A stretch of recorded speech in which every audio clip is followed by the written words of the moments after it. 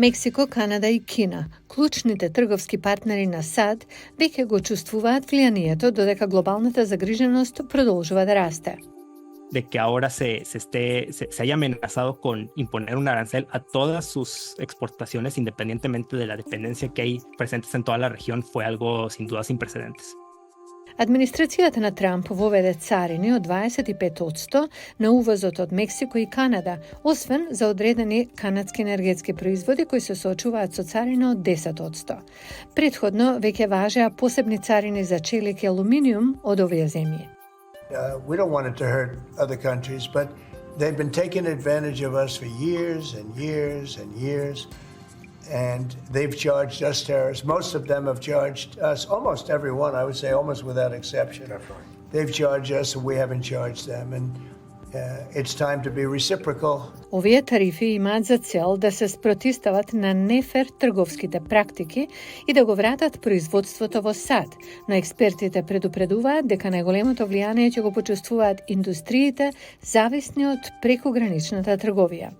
Автомобилскиот сектор е на врвот на листата.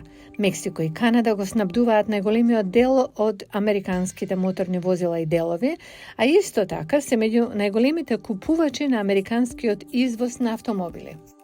Hay componentes que cruzan las fronteras de Norteamérica, hablando de la frontera México-Estados Unidos y Estados Unidos-Canadá, entre 7 y 8 veces. Земјоделскиот сектор исто така може да биде погоден. Над половина од увозот на овошје зеленчук во САД доаѓа од Мексико. Yo creo que el caso clásico es el del aguacate, en donde las importaciones de México representan el 90% de todo, del consumo total de aguacate aquí en Estados Unidos.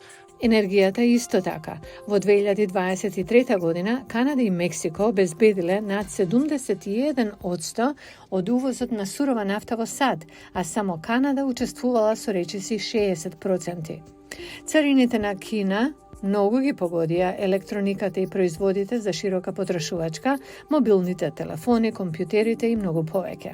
When you look at the executive order that the Trump administration did, it revoked the de minimis allowance for e-commerce goods into the US, such as Temu and Shein. So the biggest hit will be those players as well as Amazon, which ship a lot of those goods into the States. Индустриите и потрошувачите внимателно следат што се случува.